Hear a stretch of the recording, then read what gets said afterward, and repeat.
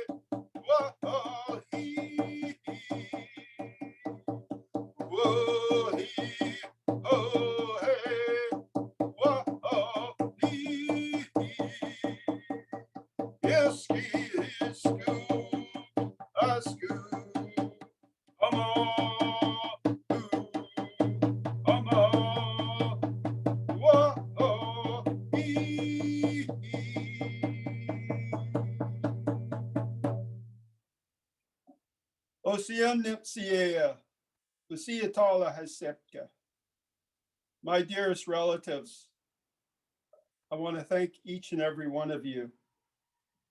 We ask Creator to give us your shining light. We ask Creator to send us on a good journey for our children and our children not born yet. We ask Creator to look over the village, our home fires, help the ones that need their help. We ask Creator that you also consider Mother Earth and all of its bounty. IISAAK.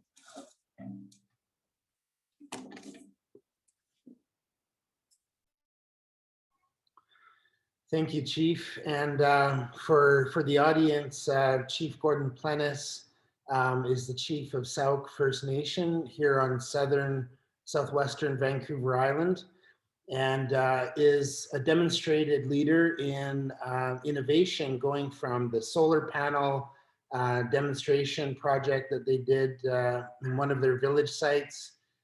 He was a prominent and active member of the Indigenous Circle of Experts, which of course coined the term IPCAs, and is an optimistic leader within the Capital Regional District of Victoria, of course, the capital city here in British Columbia, and is forwarding a variety of innovative IPCA strategies,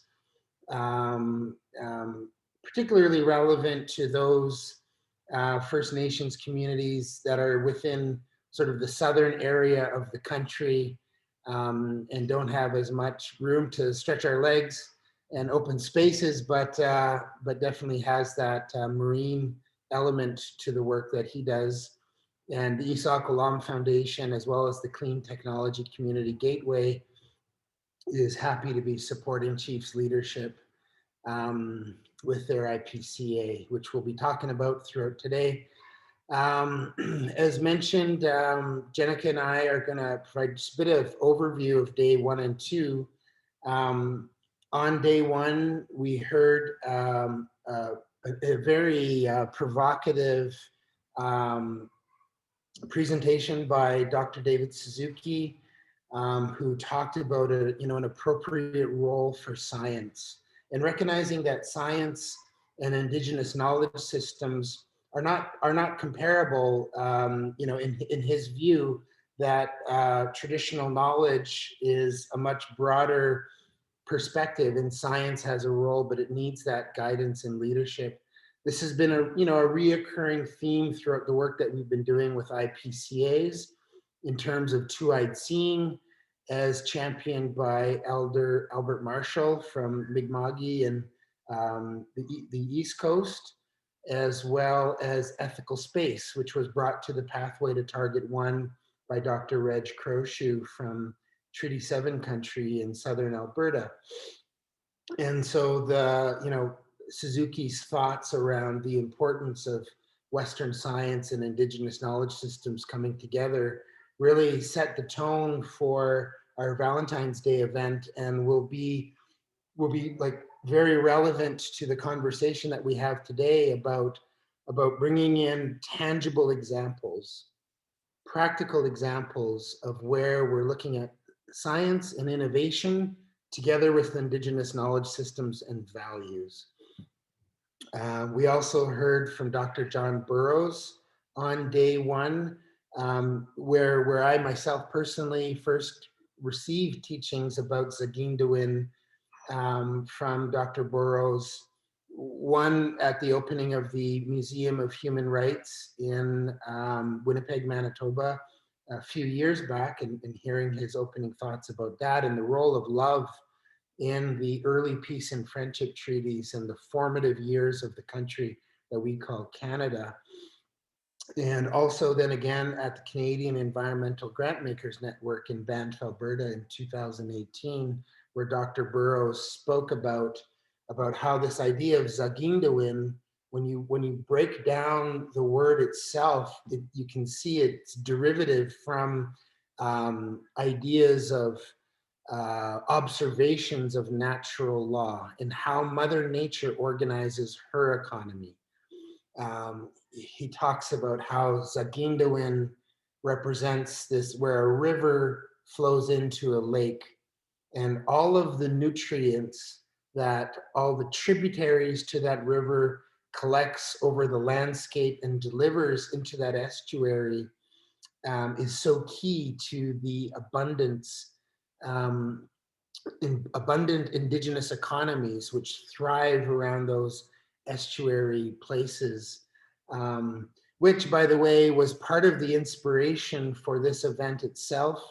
On New Year's Eve, Dr. Suzuki, and myself and others, Larry McDermott was present, and others on this panel actually, where there was a heated conversation about whether or not Indigenous protected and conserved areas should be concerning themselves about matters of the economy, and how the damming of waterways interferes with Zaagi'idiwin. When we dam entire waterways and we stop that natural process from happening that has been observed for so many thousands of years by the Anishinaabe and others, as how Mother Nature organizes her economy and delivers abundance and nutrition to all of us, that has been interfered with through these mega dam projects, and that kind of spurred on, David and I committing to co-host this Zaagi'idiwin event. So that those you know, on day one, there's much more, and we heard from Jackie Miller and others from day one. Jackie, is there anything you'd like to highlight from day one for this audience? Well, I think I would just maybe share with people, make the recommendation to check out John's book, Laws, Indigenous Ethics, if you'd like to read a bit more about Zaagi'idiwin. I had a quick read of it before joining the panel, and I've had the opportunity to take transsystemic constitutional law with John. And it's a beautiful chapter. And I really, he has a discussion of how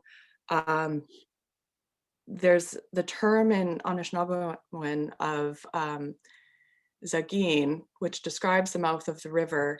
And then there's Zaagi'idiwin, which is love, and the interconnection between those, as well as the processes of the leaves growing and the sun shining. There's a root in Zagi for all of those, and those are terms that also are used in many of the foundational treaties of the foundational relationships between Indigenous peoples in Canada.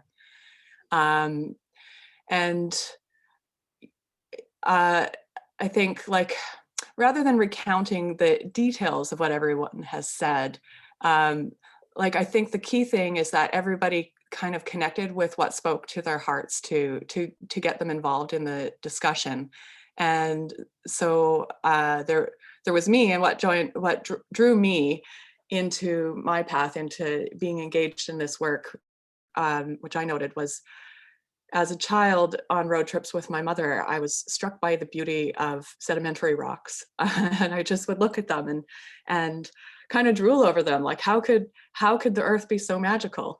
And that just really drove my inspiration for me to get into what has brought me to here. And for Calvin Sanborn, who is an environmental law prof at UVic as well, he spoke of the love that he's seen and working with guardians across all of BC. He's worked on putting together this report on why there needs to be a National Indigenous Guardians Network. And he's worked with guardians over, I think, decades of his life, and just connecting with the stories that have really resonated with him of the passion that guardians have for the land, of connecting the generations of knowledge and bringing forth that Indigenous people's ancestral knowledges into a living generation in a way that's more and more recognized more widely across Canada, and having more of an official role of Indigenous peoples being stewards of all of the land in this place. And then there was also Figgy Wilson, who spoke to, she did her master's research on the essential interconnection of biodiversity and cultural diversity, and how the knowledges of peoples are really essential to sustaining life on Earth, essentially. And that, I think what's really important in that is there's like a tendency in the environmental movement to really prioritize the biological diversity, which is so important. But she really brought out the inherent connection between knowledges and languages, and how those are so essential for sustaining biological life as well. Lovely. Yeah, and then on day two, we got a little bit more into the, I think, kind of the humanity of this conversation, and we explored how the imposition of British common law, including the notions of ownership of land. Fee simple ownership of land is a concept in British common law that has no real bearing in natural law. It's not like we have to follow this idea of, it's only, let's put it this way, it's only one cultural paradigm of relationship to land. And you know, built into this adoption, or imposition rather, of British common law onto the land has been ideas of patriarchy. Just like the idea of I can own land, when British common law came to Canada, men owned women. Women were seen to be the property of men. Children the property of men, and women not having the right to vote at the time when these cultural values, foreign cultural values, started to work their way into Indigenous Canada. And so on day 2, we got into a little bit more of that human side of it. And I'll pass it over to Jenica because she had some interesting reflections with some of the ideas that were shared on day 2. Sure. Thanks so much, Eli. And hi, everyone. I'm Jenica Atwin, Canadian Green Member of Parliament for Canada, and happy to be here today and Canadian. Also, I'm wearing my trusty parliamentary headpiece today because I have my 3-year-old running around me. So he may pop in and say hello. But that's actually was part of our discussion yesterday, was just kind of including children in some of these important conversations and challenging some of these, colonialism, how it's imposed certain ideas about custom, tradition, taboos. We talked with Dr. Kim Tallbear about kind of promiscuity and how it's been, seen in such a negative light, and how it can be an empowering conversation for everyone really to look, beyond that. And she talked about monogamous relationships. Really, really interesting conversation. As a non-Indigenous ally, just coming from Irish roots, I've mentioned that I've been with, one person my whole life. So my husband and I are very much monogamous. So it was a really kind of challenging conversation, but so important and so interesting. And it's just really about connecting and I think sharing and for challenging the way we kind of commonly look at things and concepts of love. So it was really, really great for me. We also heard from Leonora in Guatemala and how their grandmothers there are doing so much great work around food security and getting everyone through COVID-19 and the challenges there. And we talked about just that foundation of grandmothers and how critical they are to moving forward, and how that voice needs to very much be elevated and return to that place of prominence in society. So it was really beautiful for me. So nice. We had Elder Guji with us as well, and she opened it up for a wonderful conversation with her song. Talked about the 4 directions and some of the teachings that inform her work and her life, and it really spoke to me and my heart, and kind of what led me here is I have Indigenous children. I have Indigenous family members, and I met Eli while working in a meeting with the Maliseet Nation Conservation Council. I'm here on the unceded Wolastoq territory in Fredericton, New Brunswick. And, even in that conversation, Eli, about IPCAs, we came to love, because it was, I was just so excited by the prospect of joining East Coast and West Coast and this incredible journey, and the potential that is there for so much healing. So I was just full of love just from that meeting. Yes, they're awesome. Nice shirt. And so, here we are. It just shows how kind of organically things have grown to this point, and I'm just so happy to be back with you for day 3. Yeah, it's true that I remember that first meeting, and it did come to, because I think ultimately at the end of the day, when we start talking about the potential that whether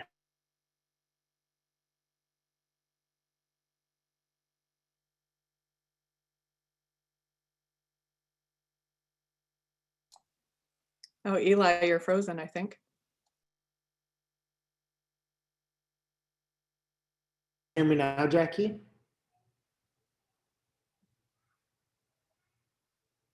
Ah,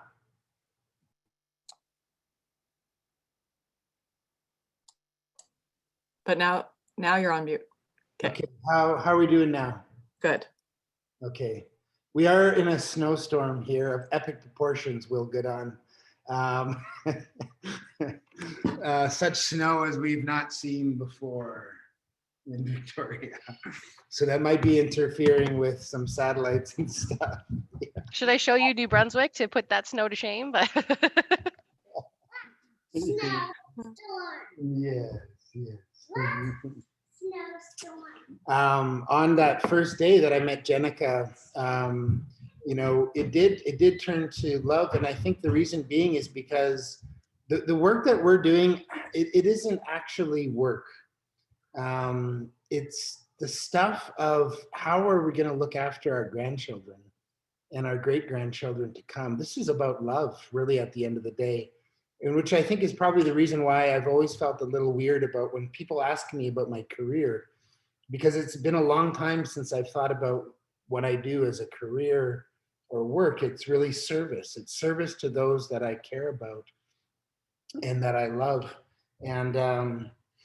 And so we came full circle on day 2 to something that I think we're all probably feeling in different ways, is that and Larry McDermott has said this, and many other elders that I've sat with have said this, that we are in the era of female leadership. And we see it so clearly. We see particularly Indigenous women and others. I mean, I'm inspired by Jenica and her leadership that she's demonstrating. Rochelle and her career as an architect and integrating her values into the Métis Nations housing projects. Larissa and Pierre in the service that they've demonstrated to make the work of Chief Gordon Plennis's IPCA special. In the era of female leadership, I think isn't explicitly just about women providing leadership. It's about all of us collectively aspiring towards those grandmothers' responsibilities, and that grandmother's love that Jenica spoke about, that was really prominent on day 2. And so on the note of female leadership, we have a very special guest who's joined us today, Kluani Adamek. It's no secret that I've been a great admirer of you and your leadership since I met you a few years ago. And I'll just reflect briefly that when Kluani stepped into her role as the chair for the Assembly of First Nations acting on climate change and the environment committee. Sorry, that's a long mouthful, but it really did rekindle hope, Kluani, and everyone was abuzz when we heard that you were taking on that role, and since then, Kluani has been just recently awarded one of top 25 women of influence for 2021. So I'm really excited to be able to invite Kluani to share some of her thoughts and her own experience, and the questions that we're kind of giving people to mull about is, how in your culture, how are there Indigenous concepts or principles of love, different value systems that have helped guide you in your career trajectory or your life trajectory? And how do you feel that Indigenous concepts of love, such as Zaagi'idiwin and others, can help Canada rebuild after the pandemic into a stronger, more resilient society? Boom. Kluani Adamek. G'nach Chish Hatuhan, Yak Esu Tot. It's really great to join you. I am joining you here from Whitehorse in the Yukon, a nice -30 today. I know there's some other Northerners. It's great to virtually connect with you, Dati. I'm not sure if I'm saying that correctly, but I know we've got some mutual connections. So Northerners repping, that's awesome. Thank you, Eli. That's really kind, and I too want to extend my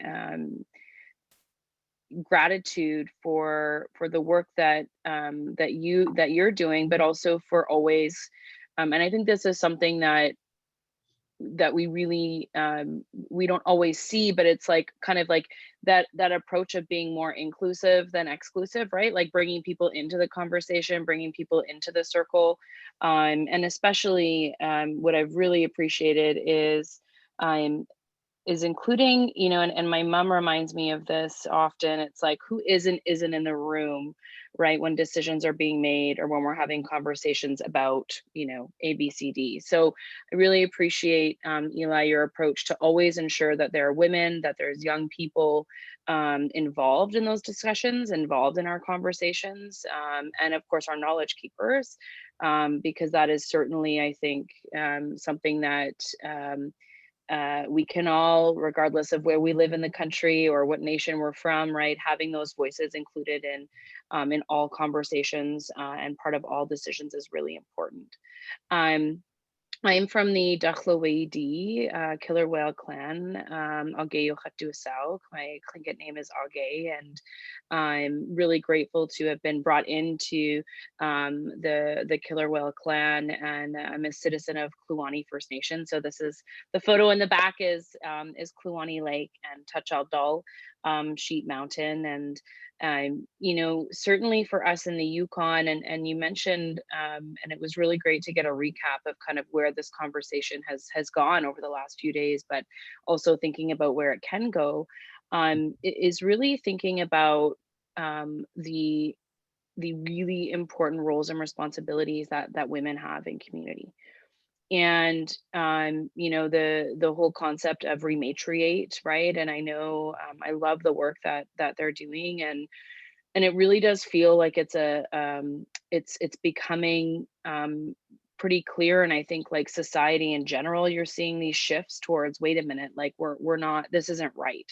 And I really feel strongly that, and coming from the north, but specifically a matrilineal peoples, both Southern Shoshone and Tlingit, in terms of my ancestries, very much a matrilineal people. So, you know, your clan is bestowed upon you through your mother. The names that you carry, I shared my name, Auge, is my great grandmother's name. For those of you who may know a bit about our Yukon history, it was actually Skookum Jim and his nephew, Patsy Henderson, who is my great grandfather, and his sister, Shaw Claw, Kate Carmack, who is recently inducted into the Canadian Mining Hall of Fame. And I could be corrected, but I believe she was the first Indigenous woman. So it's, you know, we have a really strong history of the connection through, of course, the matrilineal lines, but also the connection through name, place, and space. And so when we think about, I think, these whole concept of Indigenous ways of knowing and being, really truly feeling and thinking about the earth, the lands, the waters, in the way that the earth is our mother, right? It is so important that we create that space to always be guided by our knowledge keepers, and especially women. And, you know, we see that parallel of the way that we destruct, you know, the earth, the waters, and what we're doing in that space, the parallel to how women are treated around the world. And that's something that, you know, there's a lot for us to unpack. There's a lot for us to talk about. And, you know, the colonial impacts with respect to how women are viewed. You talked a little bit about that concept of ownership in the same way that we view land, right? So if we're looking at this map and there's this block of land, and from a Western colonial worldview, it would be like, okay, what are we going to use it for? Like, what can it give, right? What's it going to give us? How are we going to use it? As opposed to the role that it has is to just be, right? Like that is its role. And so that other concept that we see from our Maori brothers and sisters, you know, the personhood of a river, right? Like there's all these really interesting concepts, I think, that are starting to come. And I know the Trandekwachen here in the Yukon are starting to look at that as well, which is really, really neat. When we talk about the Yukon River. So I guess what you know, some of these reflections, and I'm really excited to have this dialogue with everybody. But I really think that in the last, you know, few years for me, very personally, it's become so clear that we really, really have a lot of work to do when it comes to finding ways and ensuring that women's voices are included, and not just that they're included, because awareness doesn't change behavior. Someone shared this with me the other day. It's like, cool, so we all know what's happening, of course, with COVID in this pandemic, and it's like, wear a mask, right? Like, we're all aware that if you wear a mask, then, you know, you're going to be safer than if you don't, and you're keeping other people safe. But like, how many people are still not doing that, especially in urban centers, you know? Like, so being aware doesn't change behavior. And so I'm really interested in how do we continue to press for changing of behavior.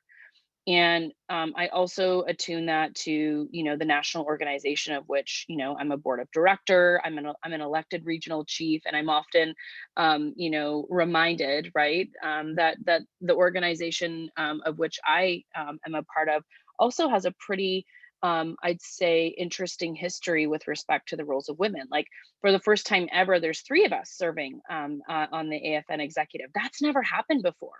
So while we celebrate it, I also have always had the question of, well, why though? Like, why is it like that? And I think about the women who served by themselves: Mary Jane Jim, Shirley Adamson from my region, Wendy Grant John, Jody Wilson Raybould. I think about Saskatchewan had an interim, right? Kimberly Jonathan, regional chief. Manitoba had a regional chief, but there's regions that haven't had women, and I mean that with no disrespect. I'm always cautious of the way in which you share, but the reality is that the national organization is still called the National Indian Brotherhood.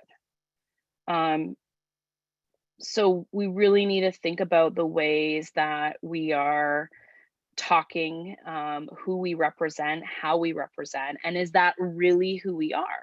And so this becomes, I think, the struggle, is that whole concept of worldview, the teachings that we have in the Yukon, again, very much clan-based. So, for example, if I were to offend somebody in the community, it's not just me offending them, it's me offending that entire clan.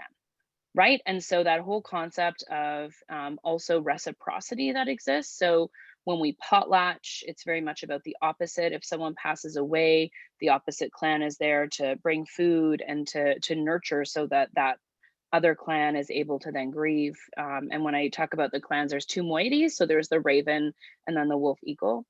So that, for us, it's always about reciprocity. And I think I link that to relationships, whether it's intimate relationships or familiar relationships, right? Like, that really, you know, that relationships be grounded from a place of trust and respect and reciprocity. So it isn't about taking and taking all the time. It's really about giving. And I was reading in this book, it's called The Tlingit Indians. It's like a lot of those who have Tlingit ancestry may call it like the Red Book, because it's this beautiful like red book, and it's got a lot of really interesting information. But I was reading in there that a sign of a really wealthy person was based on not how much you have, but how much you can give away. Mhm. And so that, to me, has also always been something that I'm mindful of, in terms of, it's not about having, it's about like, what are then you giving, but not from a place also where it's being taken advantage of. And I feel like, as Indigenous peoples, right, from like cultural and intellectual property to knowledge, right, we're always mindful of how much people, you know, are taking and taking and taking from us. At the same time, who we are as a people was always about being generous. And I think back to like the history of 1763, the Royal Proclamation, right, saying, wait a minute, like, it's not about taking, this is about a mutually respectful relationship. But we've come so far from that. So I got my cue there, Eli. I'm going to take a pause, but I think that these are some really interesting conversations, and I'm so happy that there's these spaces being created, Eli, by you and all those who have worked to put this together. I see there's a couple of other Northerners, Jerry Lee Rose from the Yukon, incredible women here in the North that continue to lead, right? And so how do we create more of that space? So I'll leave my reflections there. Oh, thank you so much, Kluani. Yeah, one of the things that, as you were speaking, it reminded me of that. Yeah, those how those values factor into our intimate human relations and our familial relations. And on day one, Suzuki talked about the fact that within our DNA, we have so much shared genetic material with other creatures. So when we talk about all our relatives, that extension of relationship goes out into all of those interspecies relationships. And you know, you've talked about your clans that are honored in the Yukon, and those types of law systems, those types of human systems that bring in other creatures into the dialogue, that bring them into the circle, so to speak, is really where we have a major breakthrough, that the land isn't just there as a commodity for us, that square piece of land, of how are we going to use that to how are we going to maintain a healthy relationship with the land. And so we'll bridge now with a song from Alicia Brilla in the spirit of celebration, because of course this 3 days is a discussion series, but it's also a celebration. And so I met Alicia a few years ago, and I think the first time I actually saw Alicia perform, it was with her father. And I remember just thinking how beautiful that was to see that, and that intergenerational connection. I think it was the Amsterdam Bicycle Club in Toronto. But it's been so wonderful to see your career trajectory, Alicia, and I'm so glad that you're able to share with us today. So the stage is yours. Thank you so much for having me. I'm so excited to be here. I have a flower for all of you. You can take it into your heart. Happy Valentine's Day. And truly, I would not want to be anywhere else. This is everything everyone's saying resonates so much. I'm coming to you today from Kitchener, Ontario, from the Grand River, if anyone's been here, on the territory of the Haudenosaunee, the Neutral and Anishinaabe people. And I'm really lucky. I've lived here now for about 16 years. And my ancestry, my dad immigrated here from Tanzania, from East Africa, though my ancestry goes back to India. And I always have with me my grandma, my great grandma on my dad's side. I bring them with me when I'm on tour. And that generational connection is also really, really important to me as well. So I'm going to sing a song today that was requested by a very important person, Ella. I think she's what, 4 now? 3, 4? 3.5, yeah. 3.5. So this is called Changing the World. And it's a song that I wrote just about how powerful these discussions are, and also about the body. I'm a biology nerd, so see if you can find all those things together in this song. All right.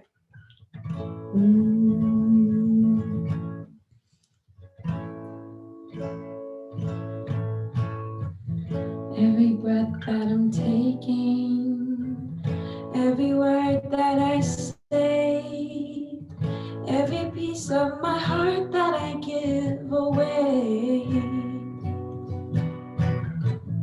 every breath that I'm taking, every word that I say, every piece of my heart that I give away. While every cell in my body is replacing itself with another, or when the new ones have room to change, to grow. And even the genetic encoding is able to slightly bury itself for future generations to come. Every breath that I'm taking, every word that I say, every piece of my heart that I give away. Every breath that I'm taking, and every word that I say, every piece of my heart that I give away.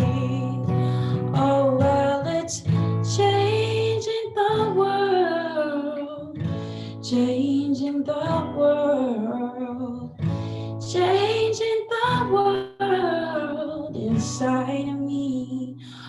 Oh, changing the world, changing the world, changing the world inside of me.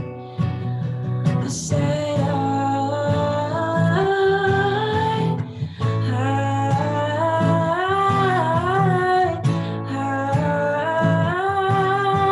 inside of me. I said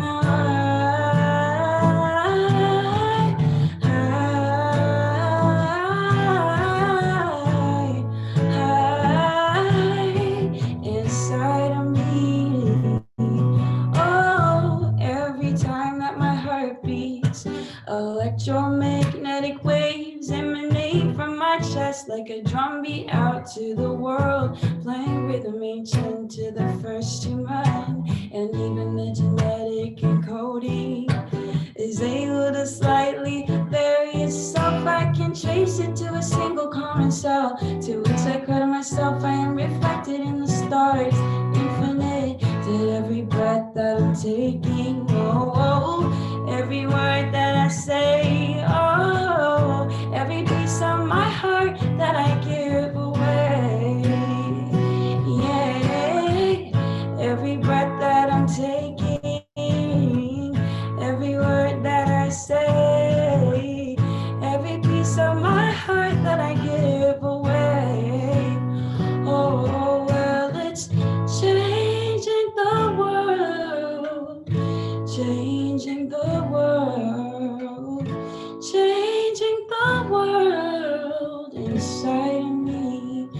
Oh, changing the world, changing the world, changing the world inside of me.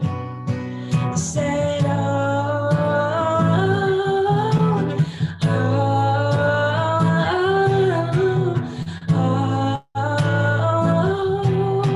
inside of me. I said,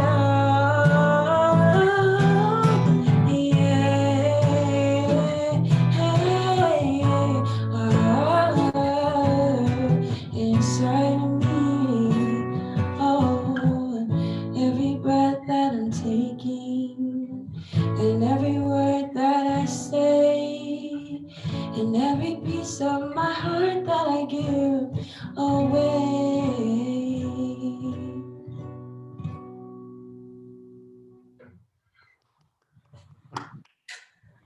All right. Mwah, mwah. I hope it sounded okay through Zoom and everyone felt the vibes. Oh, it came through so well.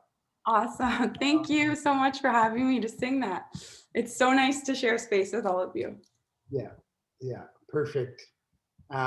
We've been listening to your music around our household for the last couple days, and I was just telling Monica, you're so good live. Like it's, you know how sometimes when you hear a song that's nicely produced in a studio, and then you hear the live version, and it's such a letdown, but it's not that at all with you, Alicia. You come straight through, so that's really wonderful. Thank you. Yeah. Okay, cool. Next, I'd like to introduce Will Goodon as we get into the first round of, and by the way, this was always designed to be a very organic dialogue. So our whole thing is we're trying to be less colonial as well in the way that we organize meetings and conferences. Like, I found that the first half of my speaking career was trying to fit and conform myself into Western conference types of being. Like, I'm not, like, I'm inadequate. I have to try and figure out how to do the things that those people do. And then there was a certain point, it was actually my first time presenting, where I had this PowerPoint presentation ready to go. And I showed up and there was nowhere obvious where there was no PowerPoint equipment. And there was all of these senior, it was the Resilience Alliance. And I was there with Ian Gill from EcoTrust Canada at the time. And he and I were presenting to the Resilience Alliance. And And I said to Ian, I said, where do we hook up our PowerPoints? And he says, no, we're not doing any PowerPoints today. So it was the first time I had to wing it with just a regular presentation. And it was so liberating. And it was so freeing to just share as human beings. And really what we're trying to do with this and many in the future, we're going to try and recreate that where everyone's on the same playing field in our eyes. And because somebody out there, and this is one of my challenges with Zoom, is there's 103 people out there who all have really great ideas and who all have really important perspectives to share, and I want to hear them all. Unfortunately, we can't do it all in 2 hours, but there is going to be an after party. So anyone who wants to, and it's not going to be like a party, it's just an opportunity. It's going to be like a Zoom call after this, where everyone's going to be allowed in the floodgates, and it's going to be an opportunity to ask questions and share. Anyways, I'm on a rabbit hole right now, Will. But I've known Will for a few years now. I met him through the Pathway to Target 1. And well, the first thing that stuck out right away is he's from Brandon, Manitoba, in that area around Brandon, where on my mom's side of my family, I spent a lot of my growing up years. And so the places that were familiar to me and my mother's, on my mother's side of my family, are connected in with Will. And then what I found right away too is like Will is inexorable. He will not stop. He just wants to make sure everybody knows the Métis perspective on things. And so the Métis Nation is well served by Will Goodon. And what was fascinating during our committee meetings, and Will probably remembers this too, because we were sitting right beside each other, and it was mostly First Nations on the committee, and Will was there, and I heard him speaking like, we're getting our voices being drowned out by the First Nations voice, and it could have been a moment of conflict, could have been, but we chose a different path. We chose to say, all right, and I remember putting my arm around you. And that was probably the moment where I'm like, it's okay. And you know what? And let's hear that. And let's make sure that everybody feels like they have a rightful place in this conversation. Because what we're trying to do here is we're trying to, instead of being crabs in a bucket, when somebody's starting to do better and we try to claw them down, we're trying to reform that to a we rise together strategy. So when we say we rise together, it doesn't mean just First Nations people. It includes Métis people. It includes Inuit, but it also includes all of Canadians. And I think that there's been a lot of dividing and conquering that's being done on so many levels, dividing between Blacks and whites, Christians and Muslims, men and women, First Nations, Métis. There's all these subdivisions. And if we focus on what's different, then we're always going to remain in that battle stance. But if we focus on our common ground, build on our common ground, and celebrate our differences, I think we can really make an incredible difference in this world. And I'm really pleased to introduce Will Goodon, who's the Minister of Housing for the Manitoba Métis Federation, an active member in the Métis Nation of Canada, as well, with the Pathway to Canada Target 1 and the steering committee, but now he's passed on that role to others like Aaron. But it's just such a pleasure to have you here, Will.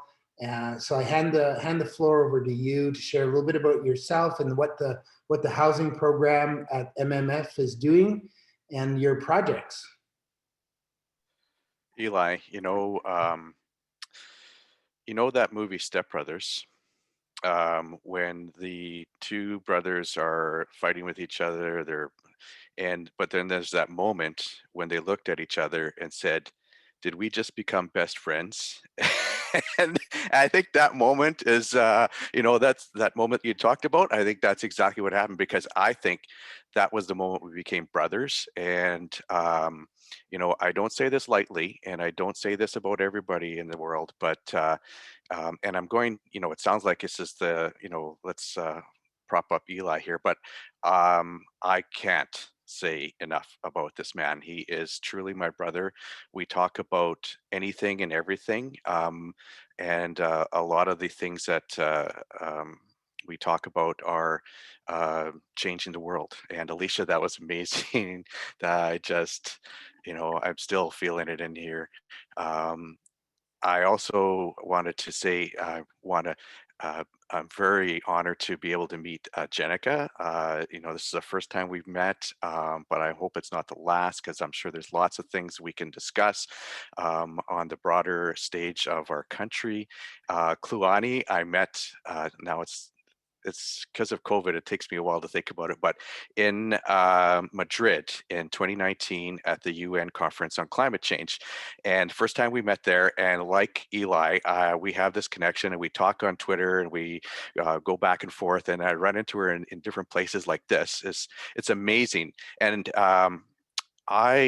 you know what, a couple of things. I'm going to get to the point here real quick here, but because I feel so honored to be here. It is, you guys probably don't know this about me, but I've always had self-esteem issues, and I've got like imposter issues, imposter syndrome. But hanging out with Eli, the guy is like the most networked guy in the world. I swear to God, like he knows everybody. In fact, the one time I was with him, I think 2018, we met Han Solo. Like that's how connected this guy is. Like it was just like the coolest. Anyways, I'm gonna get to my point, but I also wanted to introduce Rochelle Lemieux. She's to my left on the screen. I don't know where she is on your screen, but she is a Métis architect doing lots of great work, and has for several years. She's a citizen of the Manitoba Métis Federation. She's helping us out on a couple of projects, and I'm going to talk a little bit first, but then I'm going to let her talk about some of those projects. But again, I want to say, I just feel like, I don't know, a little, and you know what, the other thing I wanted to say is, thank God I didn't do a PowerPoint for today, because after that introduction, now I'm like, it's gone. Even if I made one, I wouldn't even let you know that I made one. So anyway, so I want to talk a little bit about because I had the opportunity to, CBC Radio in Manitoba picked up on this, and I did an interview this morning with the Sunday morning show, Nadia Kidway, who's our Manitoba Sunday morning CBC reporter, and we talked about the what we're going to be discussing today, and some of the things that we talked about, not necessarily about housing, but she wanted to ask about the Indigenous concept of love, the Zaagi'idiwin that everyone's been talking about. And for me, I just wanted to lay some foundation before I get into it, because for me, this idea, and it wasn't maybe apparent in my head when I was growing up, but I look back now and I can see it, is this idea of community. It's this idea of kinship, this idea of looking after each other. Where I grew up, we called it the bush. There was like three groups of kids in the school we went to. There was the town kids, there was the farm kids, and then there was the kids from the bush, and that was us. And the kids from the bush, we're all related to each other. So everybody was either my auntie, uncle, or my cousin. And although we did have a few things going on the school bus going to school, when it came time to anybody coming in, we all looked after each other. I learned from my uncles. I learned from my aunties. My cousins had my back. I feel safe when I'm at home in my community. I feel really safe. Even if I'm all by myself, I feel safe and connected to this little patch of land that I get to take care of up there in the bush. So that sort of, for me, sets the foundation for some of the things that we have been trying to do. And I want to talk in particular about a project, and Rochelle's going to talk about a couple other projects, but this one I want to talk about is our seniors housing that we're doing in the historic Métis community of St. Laurent. St. Laurent is a fishing village. It's on Lake Manitoba, and it's been there for, I think, as long as the records will show. Um, they speak the language, they speak a French michif, and one of the things that we have done there is to build a seniors complex. Now, if I would have had a presentation, I would have shown you a picture of the complex, but I don't, so I'm going to describe it, and that's okay, because I don't know if you can tell, but I use my hands when I'm speaking, and it gets a little crazy. Good thing nobody's around me, because Kluane is like right here, as far as I know, and I would have probably whacked her by now. But so one of the symbols of the Métis Nation is a Red River cart. Now, some of you may know it and some of you may not. Now, the Red River cart was a invention that was used that we could build it and repair it while you're out on the land. So it was used when the buffalo hunts happened. We would go out and hunt the buffalo. Obviously, there was big parties of 100 or 200 or 300, and it was everybody. It wasn't just the men. It was the women and the children and the families and the grandmas and the grandpas, and everybody went along, and everybody had a role. Oh, while I'm thinking about that, when Kluane was talking about women in this role, in the leadership roles, two things. First of all, the Métis are absolutely a matrilineal people. Like that, it was our mums who first created the Métis Nation. Like it was the dads who left, went back to Quebec. It was the mums who looked after us. And secondly, I don't know if anybody knows this. I know I'm going on a tangent, but if you look at the elected leadership within the Métis Nation today, not just at the president's level, but at the regional directors level and at the local level, there it is close to 50% representation by women in our leadership. If I look at our cabinet in Manitoba, we have 7 vice presidents. I think 4 or 5 of them are women. And the cabinet table, 50-50. So anyways, I just want to say that and it just sort of happened organically. It's not something that, because in our community, we look up to our aunties. Like my auntie, she is the boss, and she's the business. So anyways, I just wanted to throw that in there, because I like to brag about that sometimes, because all you see is this ugly face sometimes, and you don't see how the strong personalities that we have around the table, who are these voices of the women, and just really, really, I like to brag about it. Anyways, so the Red River cart has the big wheels on it and the spokes that go around. The hubs are made out of the woods that you find out on the prairies. And so what we did in this community is that we had enough land to be able to do this properly, is that we made 9 seniors houses all in a circle. So it's like a cul-de-sac. So you drive in, and then there's 9 houses. The 10th building is the hall, the community hall for the seniors who are living there, and it is in the shape of a Red River cart wheel.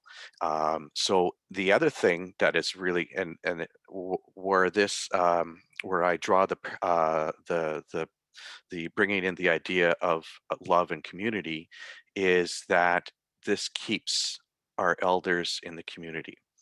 This keeps our language in the community. This keeps the wisdom in the community. And it almost is like a think tank incubator, so that everybody is in this circle.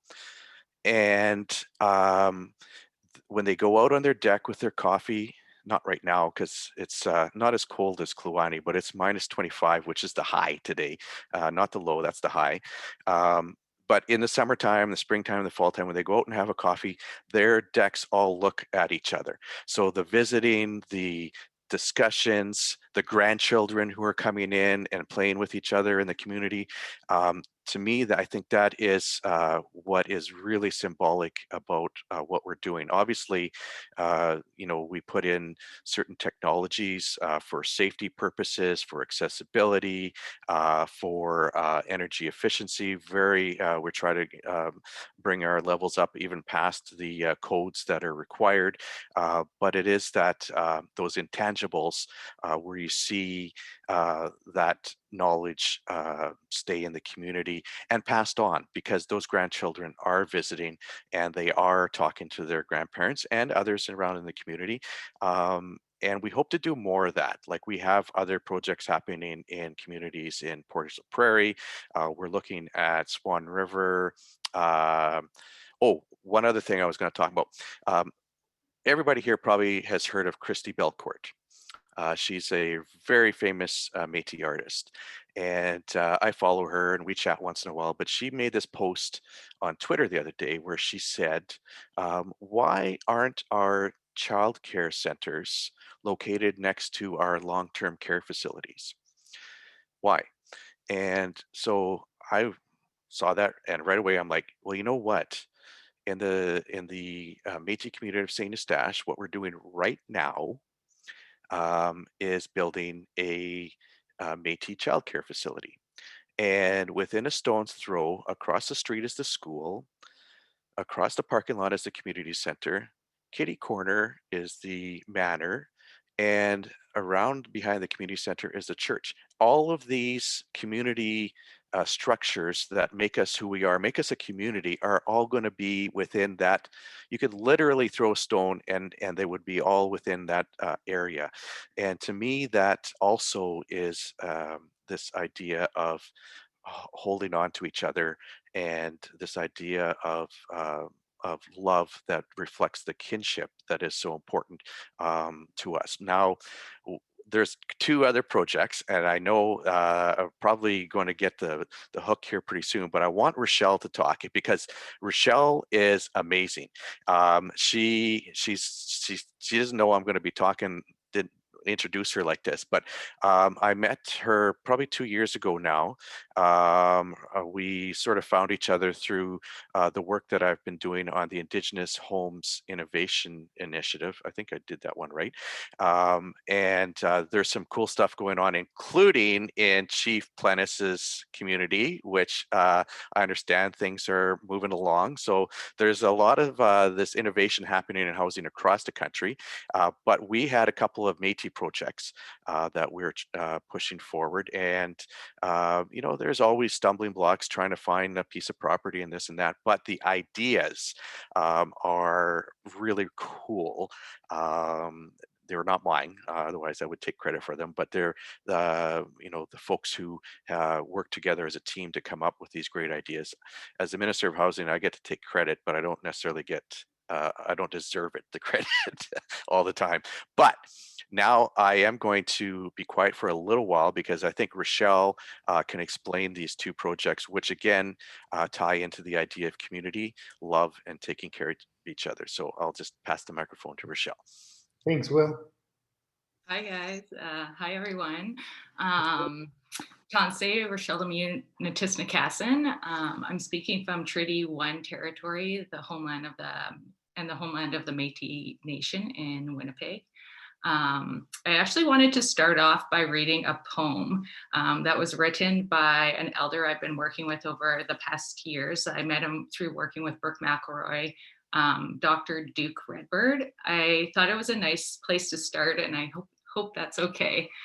In every nation, in every clan, the elders to a person, whether woman or a man, share a common truth, a truth to understand. The spirit of the people is equal to the power of the land.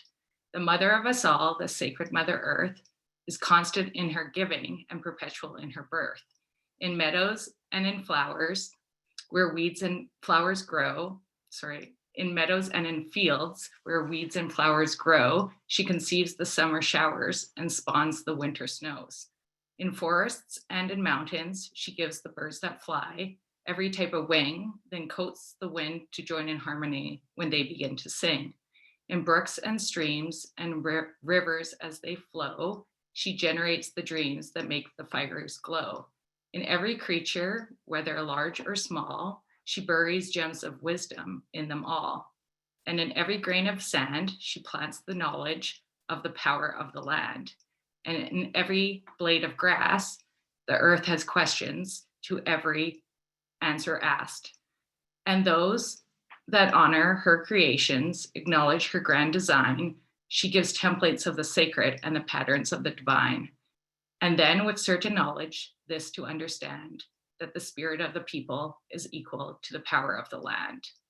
Sorry, this is my favorite poem, and I always like to start with, so that was by Dr. Duke Redbird.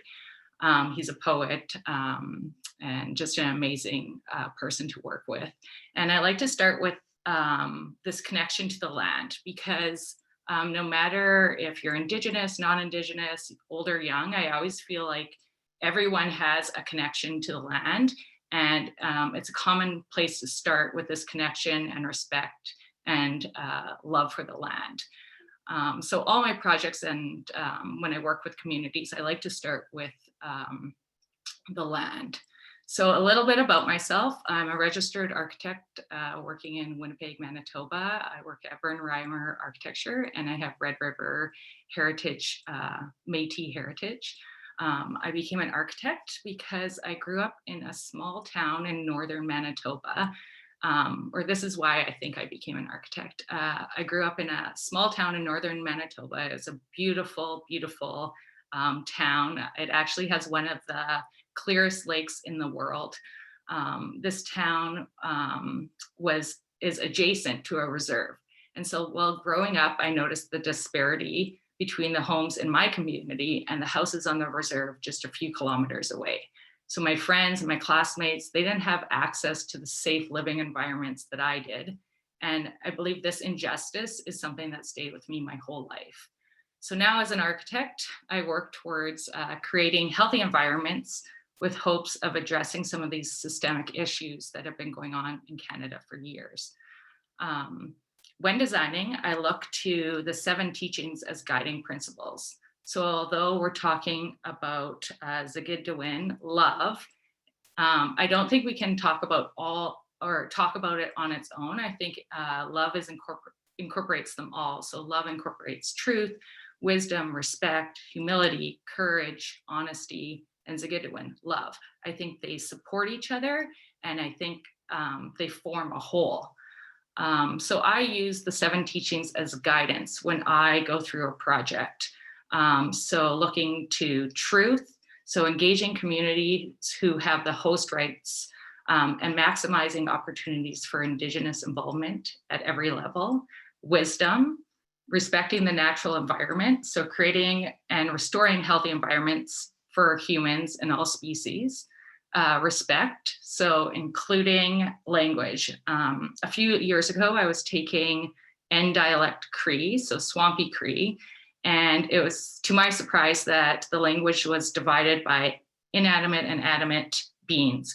And coming from a French background, that was quite interesting to me, where it's, in French, it's masculine or feminine. So looking at the world in this non-binary way, and also this lens where a rock was alive. So if I started to think, how would our world change if we started to think about as rocks as alive, trees, Mother Earth, would our connection with the environment change?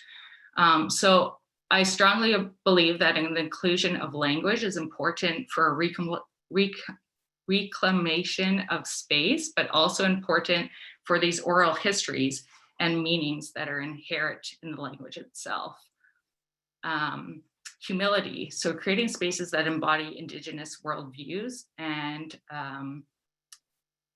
creating spaces that build friendship, love, and assist in reconciliation.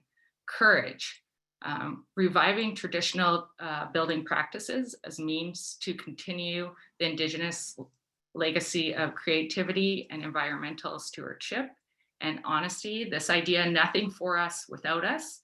So nothing for Indigenous people without the involvement of Indigenous people. prioritizing Indigenous authorship in the design process, and avoiding cultural appropriation.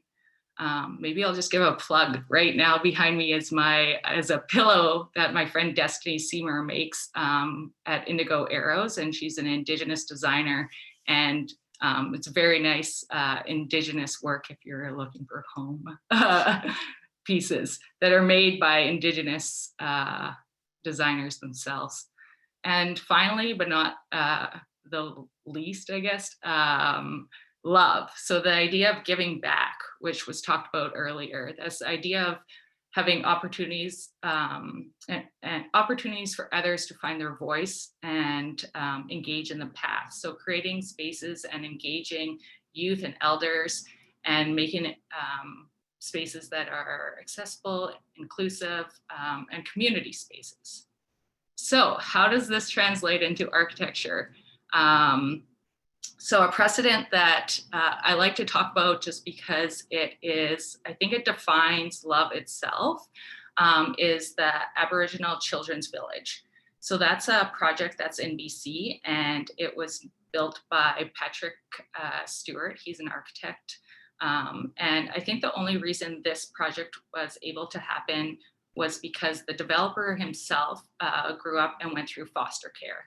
So he realized that the only way he was able to stay on the good path was because he had a consistent mentor in his life. He realized at a young age, he had moved numerous times, and it was really hard to create a stable environment and connections to friends when you're moving that much. So that Aboriginal Children's Village is set up so it's child-centric. So the child stays in place. If it's not working with the foster parents leave and the child stays in the home. This helps the child build connections and experiences other people going through the exact same situation. The foster parents like it because there's resources that are right there for them. And I think this project just defines what love means, and it's relooking at the status quo. So the two projects that I'm working on with Minister Goodon is the Michif Manor. So we're the two projects that I'm working on are still in the early stages of design. So if you have any ideas, feel free to send them my way.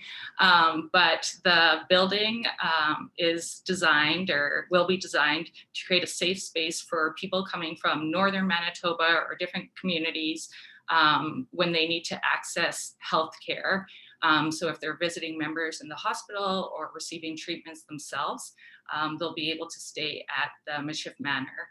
The building will have a community kitchen that allows community members to cook and eat together. There'll be quiet and reflection spaces, outdoor play and gathering and garden spaces. The garden spaces are really important to this project because it allows for an activity for people to take their minds off of loved ones in the hospital, but also the ability to plant Indigenous medicines and food, like the Three Sisters right on site there.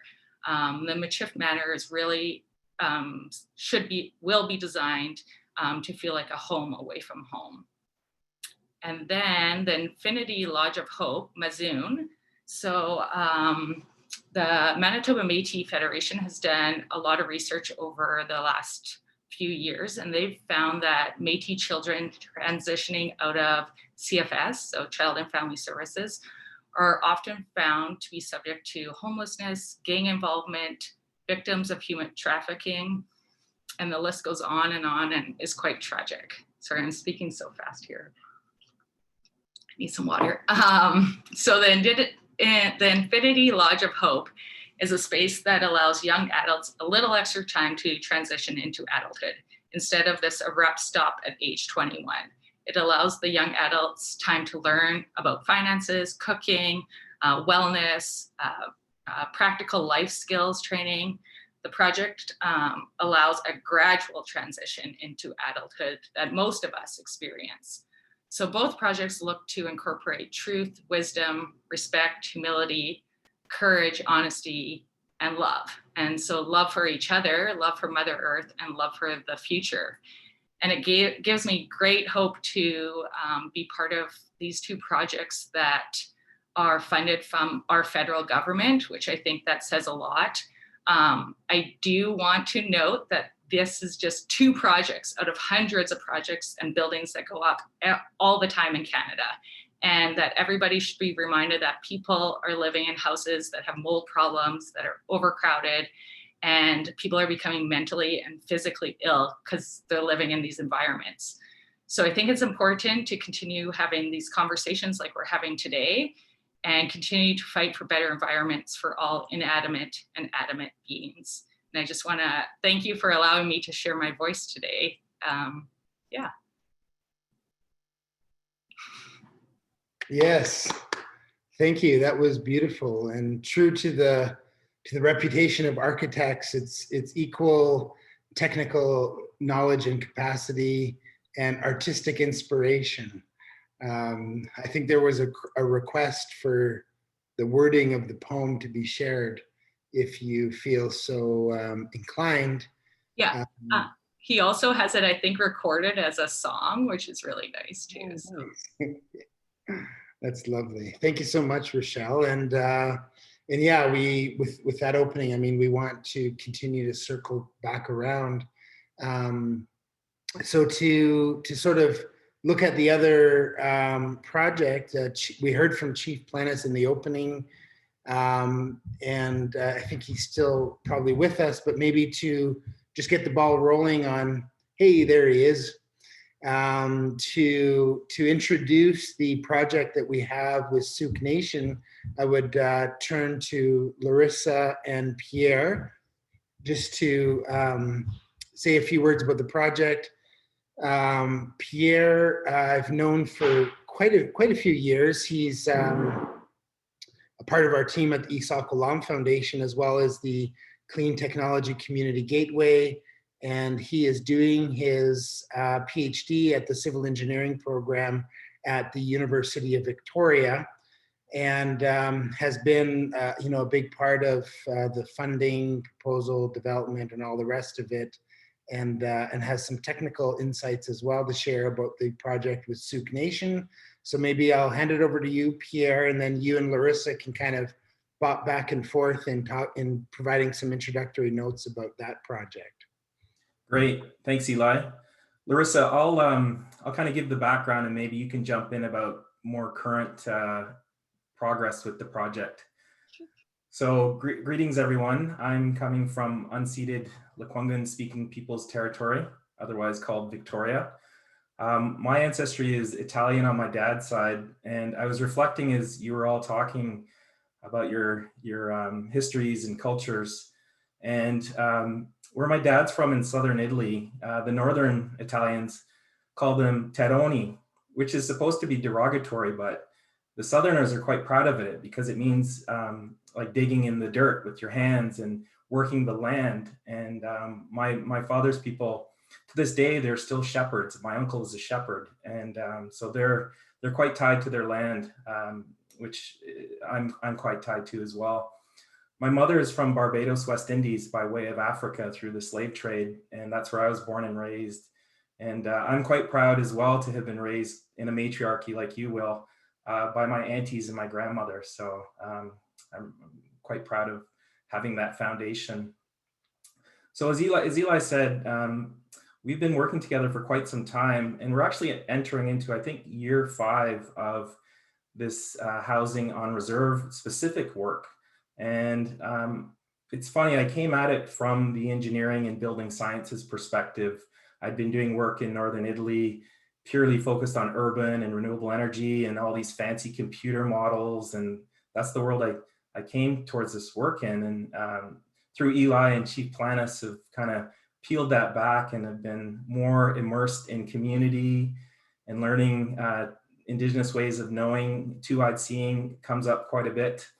And so really just starting from the foundation of the community, the culture, how houses and buildings are used, trying to reverse the sort of the systemic issues that have been going on for decades where housing is imposed on Indigenous communities. And it's like, here's the house that you're gonna have, and you have no say in how it was built or how it's designed or used.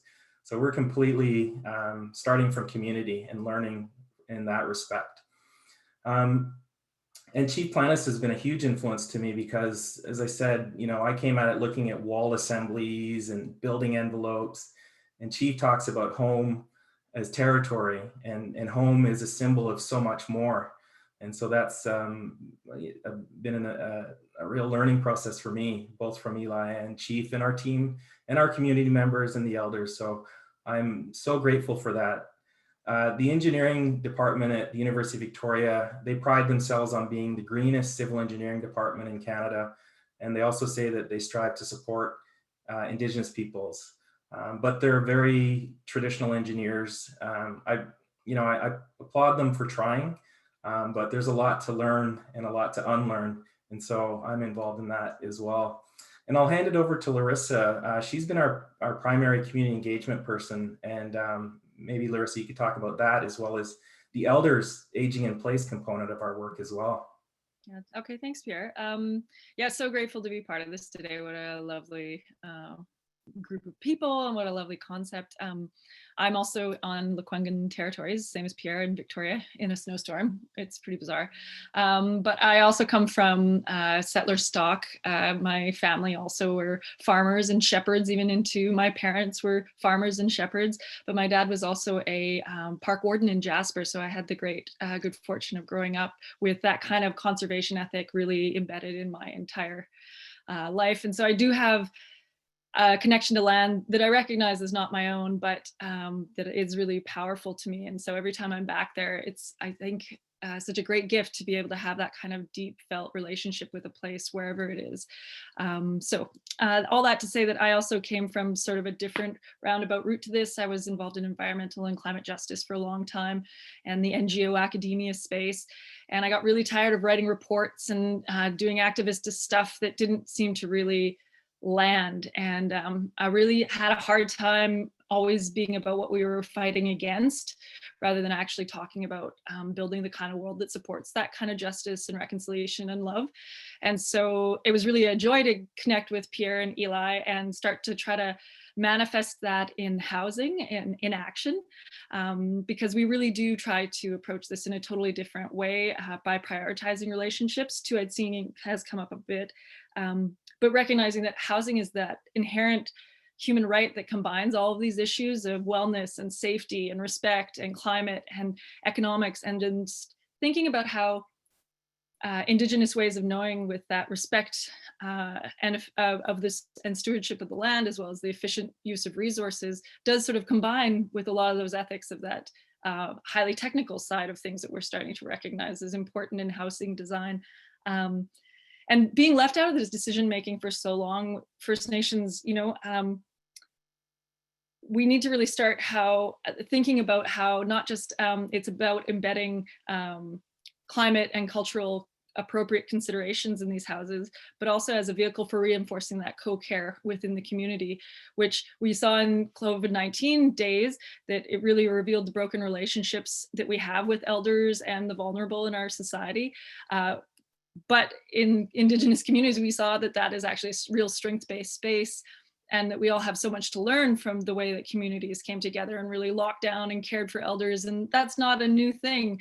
So that reverence piece and thinking about how we can also embed capacity. So again, it's not, our approach is not looking at how do we come in and build houses in this one way. It's about developing that training programming. And so we work with a bunch of, in a parallel project, the Industrial Training Authority is really interested in how do we create the STEP code, which is BC's approach to integrating higher performance housing, into indigenizing that approach to a construction trades training program. So we're working with a bunch of educational institutions to embed that capacity so that, again, it's the communities we work with that are building these and developing that expertise. As was mentioned, that like Chief Gordon Planis's community at SAAK led the way with doing this in solar development. So it's been a really natural progression to start thinking about it with housing. It was so nice to hear you, Rochelle, as well. I think we met at the IHI thing at Tainamara last year. So we were one of the groups that also was grateful to receive the funding from the Indigenous Homes Innovation Initiative. And we're working with SAAK as well as Akam Nation of Tanaha near Cranbrook. And as well, we're in conversations with a handful of other nations around BC about these different housing pieces. But Rochelle, there's so many parallels between the work that you and Will are doing and the way that we're approaching things really based on deep relationships with the community and them driving all of the decision making that we're doing with these housing initiatives. So the space for childcare, the elders aging in place being a core piece to this for us, thinking about the kids aging out of care, youth aging out of care and into poverty. How do we create at least a suite in these multiplexes so that they can be near some of the elders and have some of that benefit while they're transitioning into adulthood? Having the space for health professionals to come to the community rather than elders having to leave to go to see a doctor or a podiatrist or any of these kind of support people. Community kitchens, creating space for cultural activities, whether that's beading or there's in the development we're doing in Acom, they are really excited about a tanning shed on the sort of edge, outer edge of the property, and just ensuring that all those pieces are really built in, the medicinal gardens, whatnot.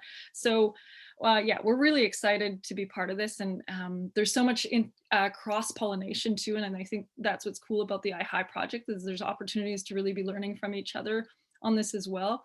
And so that community of practice piece is so important as we go forward, thinking about what does it mean to live in right relationship with land and building, and so again, I'll stop talking. I feel like that was very rapid fire, but I'm so excited about this work. It's really meaningful, and we're so grateful to have such amazing partners in this. That was wonderful. Thank you, Larissa. And as many of you probably know, this year, 2021, is the 150th birthday of Canada. We are celebrating 150 years of Confederation today, or this year. And there are nations within BC who have pre-existing treaties through the Douglas treaties. And of course, Sauk Nation is one of those nations. Chief, I'm going to be coming to you shortly about just to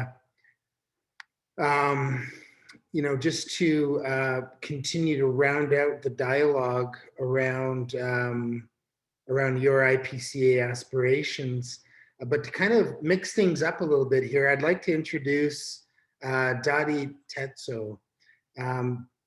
Jenica, are you queued up there with the bio? I sent it to you. It's funny how we, okay, so I mean, for myself, I'll hand it over to Jenica here, but I met Dadi in 2017 up at the Aurora Village in outside of Yellowknife in the Northwest Territories, or maybe better known as Denende, the land of the Dene peoples. And of course, Aurora Village, if you know anything about it, it was a magical setting, and meeting all of the incredible people who have been forwarding such innovative initiatives in the North was even more meaningfully to me than the Aurora Borealis. The Aurora Borealis was beautiful there, but seeing the people and hearing about the work that they've been doing there was that much more inspiring. And this conversation about housing as a part of an IPCA strategy is really interesting, because it comes full circle to say that human beings are not separate from the environment. We are a part of the environment, and we need an ecosystem health and well-being is inextricably linked to community health and well-being. So with that, maybe I'll hand it over to Jenica to read Dadi's bio and introduce her. Sure. So thanks so much. So happy to have you with us, Dadi. So you from Northwest Territories, which is great. It's always nice to see all the different regions represented. So she is best known for her work leading the development of the Decho Keadi Stewardship and Guardians Program with Decho First Nations, and she has recently joined the Indigenous Leadership Initiative as the Deputy Director. So thank you for joining us, and I can't wait to hear what you add to the conversation today. Oh, I think you're muted, Dadi. I think There might be an issue with your audio connection. Eden, are you able to tell? Oh, she's connecting to audio. Oh, Yep, muted. So let's invite her to unmute. Perfect. you know what it was? I had connected in on my phone audio. One of the things about living in the north is your internet connection is not very stable. So I was trying not to drop you guys as you shared your words. I didn't want to miss it. So I had been listening along on the audio connection. But thank you for the introduction and inviting me here today. Si dati tetso suje gots slidli kotsema te si klincho deneote ko decho nande. So my name is Dati Tetso. I am Klincho Dene. My mother is Gabriel Mackenzie Scott. She's from Betroco. My father, his name is Patrick Scott. He came to the north, I think in the 70s, met my mom, fell in love. And, you know, they ended up having eight of us in total. And so I'm deeply rooted here in the north.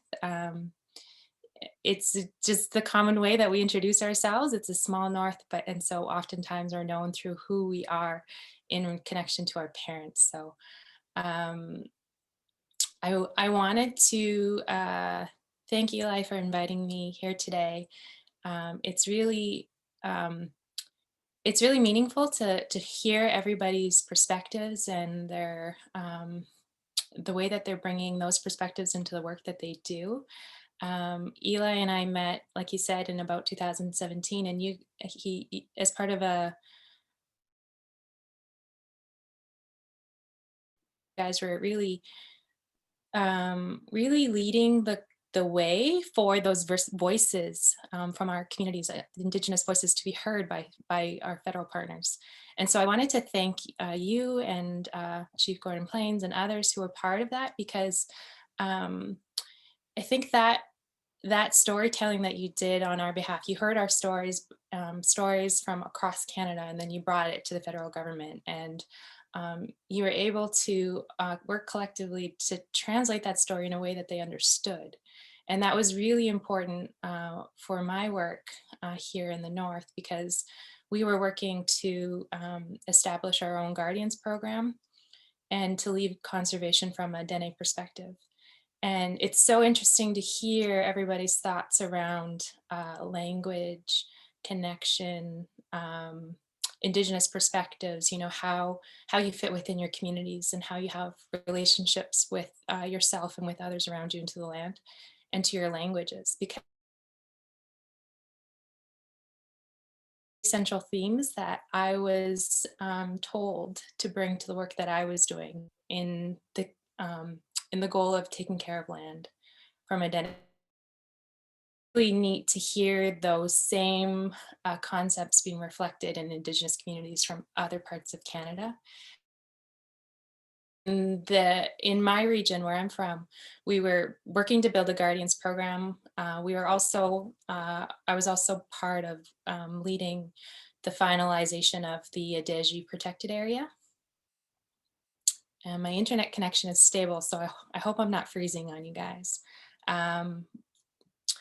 So that IPCA work was really important because it enabled us to bring in those concepts into the work that we were doing. And so working with elders and working with leadership from this region, we established a Guardians program that was based on a couple key principles, and Dene laws being one of the main ones, incorporating language. So that way we were operating from those Indigenous perspectives.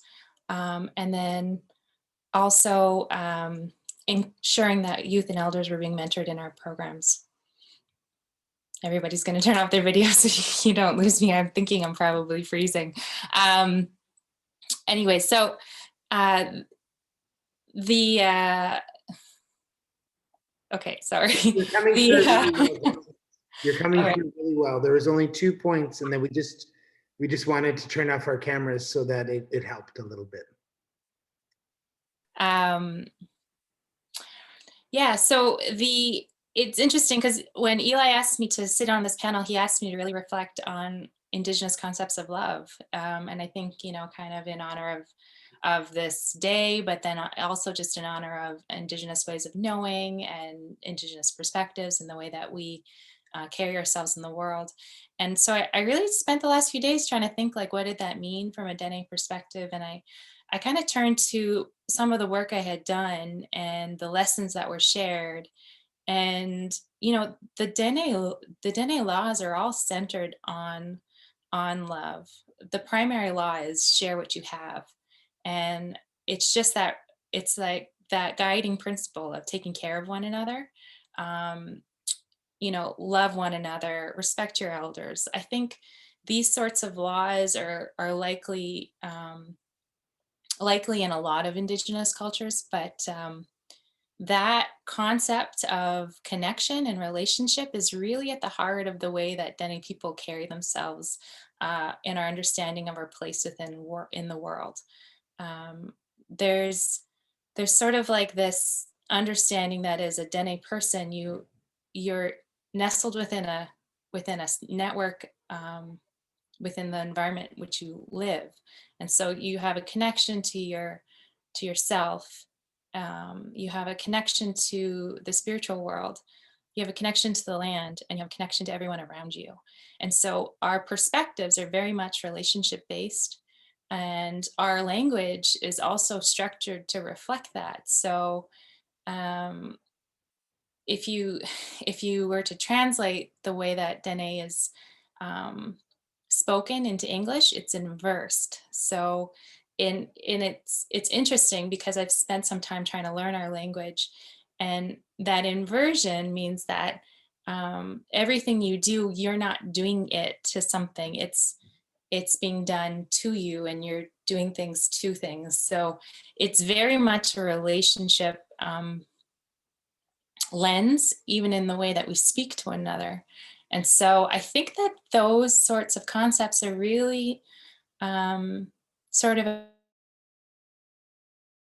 people in this discussion talking about, and it's just honoring those connections, I think, that we hold to ourselves, to others, to the land,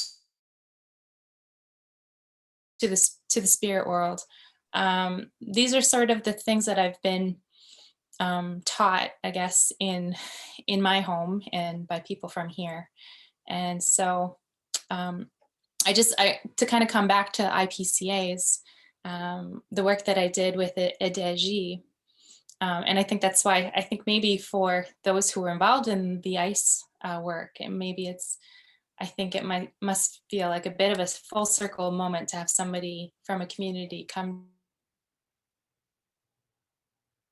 because of your voice sort of microphoning our voices. The federal government was finally able to receive our story within a space that they understood it. And it's not that you were making a new story, but you were just helping to share an understanding in a way that they could connect to. And so then when I sat down with them at a negotiation table and explained we needed to establish a DG from Dene perspectives and from Dene governance, we had a way to connect with each other because they understood IPCAs. I understood Dene law and our elders' view of Dene law and treaty even, and so we were able to understand one another in that space. And so I'd like to thank you guys for that. So IISAAK was established as an IPCA, as an Indigenous protected area in 2018 through the decision-making process of our assembly. And it's protected under DHO law. It's also protected under, it will be established under Canadian law as a national wildlife area.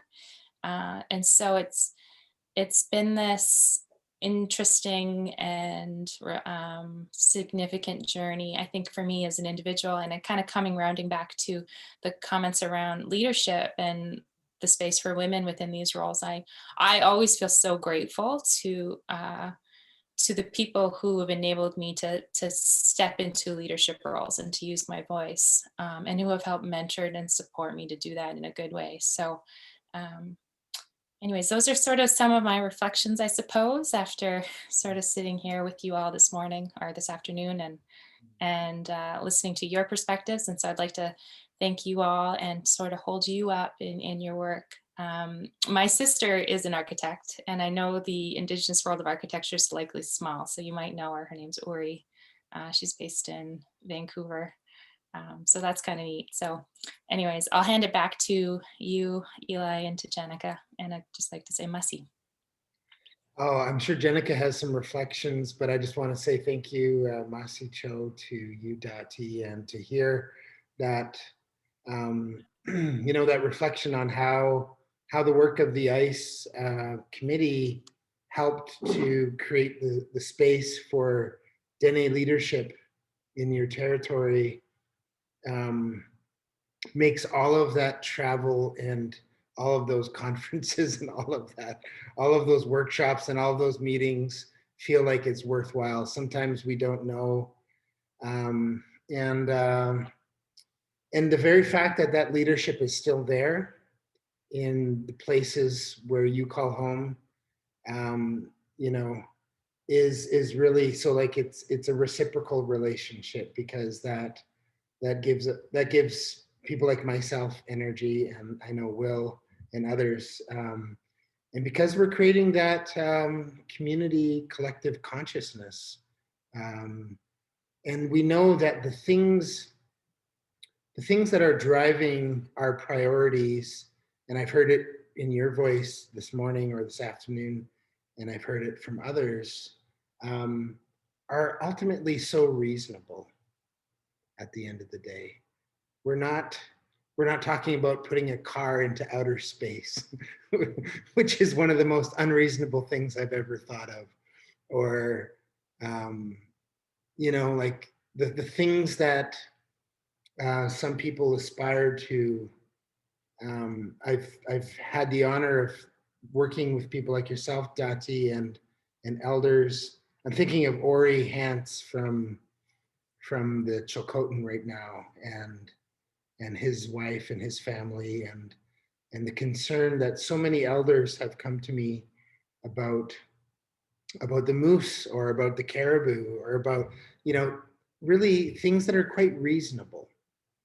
And so when I think about leadership in Canada, I think about Kluani, I think about you, Dati, and I think about Jenica and others who are, you know, leading with, I think, very reasonable aspirations for what our society, how we can better serve not just those who are less fortunate than ourselves within the human community, but those others that we share our community with. So, Jenica, if you have any reflections, I'll hand it over to you, and then we'll go to Chief Plennis from there. Sure, yeah. I've got kind of pages of notes I've been taking just as the conversation's been going on, and you know, lots of things are coming to mind. And I mean, you mentioned a little bit about how important it's been to have the federal government, you know, have that understanding, and to, you know, to put resources behind some of these initiatives. And I mean, that's partially kind of what led me into politics, is that I didn't see a lot of understanding. I didn't see a lot of bridge building. I saw a lot of, you know, miscommunication that was happening, and I very much wanted to get involved. And I mean, it all came from the inspiration of my children, of the youth that I work with. So my career is a little bit non-traditional as a politician. I come from education, so I taught for 10 years in our public school system here, but for Indigenous communities. So ensuring that, you know, that we're decolonizing the education system for children, that, you know, for my own children who are Willistok Gauyag, to see themselves represented. So that passion, and then hitting up against barriers and walls, and you know, realizing that, wait, if I can maybe get into that decision-making place, I can help remove some of those barriers, and kind of ensure a better path forward for the youth and the children that inspired me to begin with. So I'm happy to be in the position that I'm at right now, to be able to inform that federal body on some of these things that mean so much to me.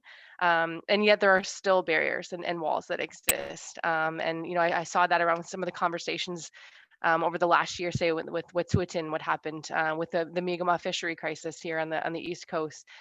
So there's still lots of work to do, but I'm just so thankful that I'm there to kind of be, perhaps, you know, hopefully a conduit for, you know, making sure that you know, the voice is elevated and respected. And so I thank you so much. And I'm so inspired by what the potential is for here on the East to have IPCAs.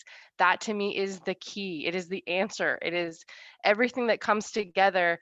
The economic standpoint is there as well. But as far as, what reconciliation could be, it really comes together for me in Indigenous protected conservation areas. So I've been just, at every avenue I can, ensuring that that's part of the conversation. I'm building those relationships. I'm learning from Eli as the master networker on how to do that, how to, find out where I align with different individuals and cross-partisan collaboration to make sure that this is a priority.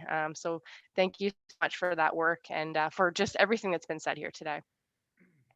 And in your new role with the Indigenous Leadership Initiative, there's really, the sky is the limit of what we can achieve collectively together, I believe.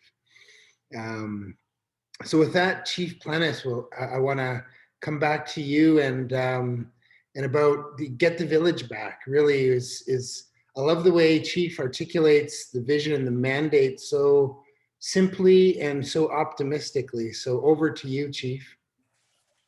Thank you, Eli. I hope everyone can hear me all right. I just want to say, get the village back. We think about the perspective of the way we live today. I see it, we're in the town of Souk. They pronounce Souk wrong. It's pronounced Sauk. And it's really hard to find, so that's why they call it Souk. But that's all right. It just went that way. But what I'm trying to say today is, I see young families coming up and they can't afford a house, so they have to live downstairs in somebody else's house. And so we're adapting to this kind of change for families, and we're accepting it. And people are building $1 million homes. And I think if you go back 2 decades ago, you'd think differently, that people would be one day building $1 million homes, just an average family. And it's like, it's amazing. We're out pricing ourselves on how we live. And the elders taught me, and we talked about getting the village back. The elders said that we had many homes, like we had 20 homes. And the reason being is you had to cover your whole territory. And those homes were very light footprint, and they were there for a reason. And I think as society, having one home, you can't really identify the reasons why we had 20 homes. And the reason being is the Creator's Law that was handed down from our ancestors to give us our birthright to take care of the territory the way that the Creator wanted us to. So hence the reason why so many homes. And you always gave the home back, because over time it would just take it back. And I like some of the words the elders said. They say human beings live average about 80 years.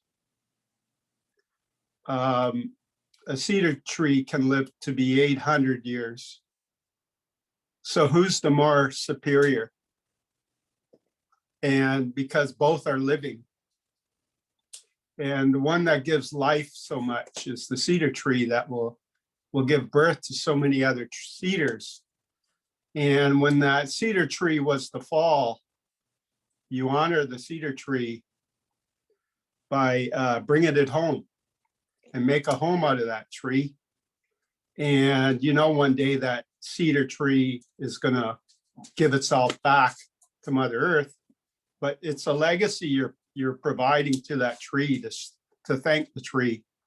And it gives you the rope. It gives you your transportation with the canoe. It gives you your house. It gives you clothing. It gives everything. And it's and you're honoring it. And I think what's happened over the course of the last 100+ years is we forgot how to honor. And part of the reason for us is because we used to have 20 homes, and they put us on Indian reserves where we had one home. So we did not know how to adjust to that. How can you just stay in a home without, we didn't even build. And we didn't honor the creator for all the gifts in the territory. And even when a branch falls off the tree and hits the ground, it sends a signal out miles that there is food in the forest. And it goes back to that branch that stuck itself into the roots of the forest floor. And it'll slowly start taking that branch apart to feed the forest.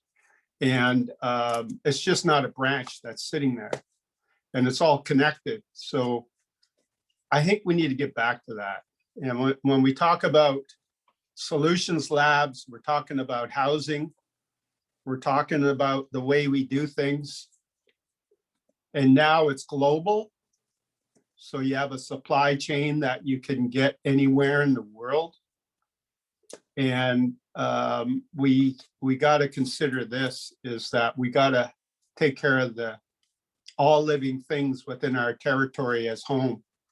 And all over 600 tribes in Canada, I believe they're all doing the same thing.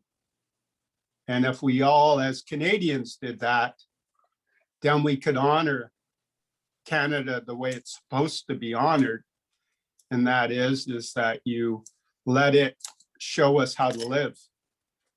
Instead of going the opposite way, we give more than we take. That's a law. So how do we incorporate those laws, those unwritten Indigenous laws? And that's going to be the hard part, because I think if we keep going the way we're going, we're going to come across that path of having to use those laws because we won't have a choice. And as you can see, the changes in Mother Earth, it's already telling us that. And it's telling us the route we're supposed to take, and we're not listening to it. So with that, we have a lot of work to do at home. We want to go full circle.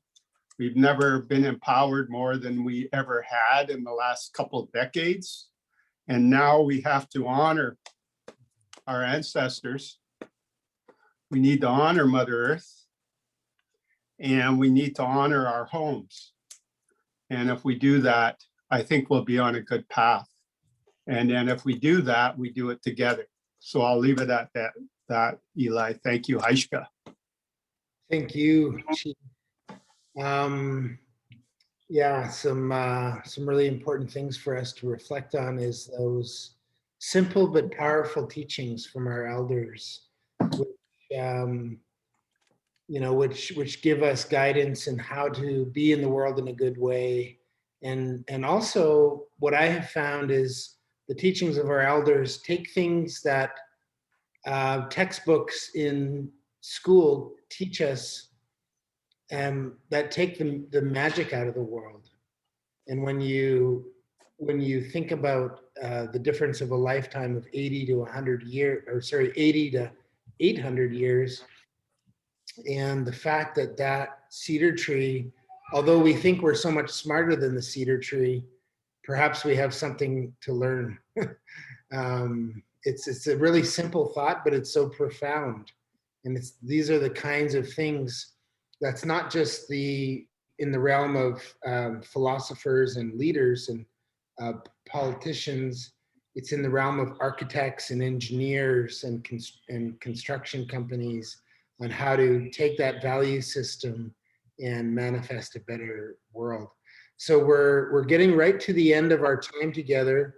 So we're going to have one more song from Alicia. We are, by the way, we're going to have a quote unquote after party. There's another link for people who want to join and get involved in more of an intimate conversation. It's not required. It's totally voluntary. But after Alicia, we're going to be closing up today's formal proceedings with some conclusive words from Kluani, if you would, Kluani, and then a closing from Elder Larry McDermott. So over to you, Alicia. Hey, thank you all so much. So this song I'm going to play is a song about friendship, and I wrote it about my dad when he had lost his job and he was coming back from at that time Alberta to Ontario, and yeah, what better to celebrate than friendship, I think, on a day like today. So thank you to my friends, thank you to Eli and Monica for having me, and to everyone at IISAAK OLAM and all of you.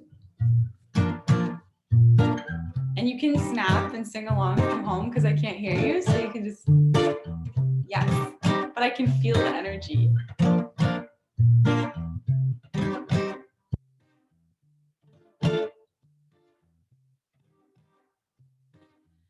Well, when your shoulders are heavy, or when it looks like there's a break in the levee, I'll be right around the corner. If you're worried about the world, well, I'll be there for you. Said when your little boat is sinking, or when all night long you lay awake thinking, you know I'll paddle through the ocean with all of my love and a song of devotion, saying, yay, don't worry, darling, I'm on my way. Gonna love you till my dying day. This world will try to trouble and test you, but I will run to your rescue. Said yes, oh, I will run to your rescue. I will, hey, I will run to your rescue.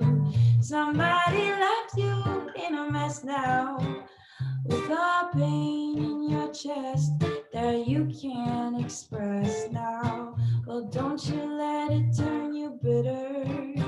I swear that one of these days it will get better. Said everybody has their down days. We all have our feeling like a clown days. And we love you when you're on top, but remember when you're at the bottom, my love, it won't stop. So ooh, don't worry, darling, I'm on my way. Gonna love you till my dying day. This world will try to trouble and test you, but I will run to your rescue. Yes, oh, I will run to your rescue. I will, hey, I will run to your rescue. Oh, yeah, hey, I will run to your rescue. Oh, yeah, hey, I will run to you. So don't lose your faith. I'll be on my way with my little cave.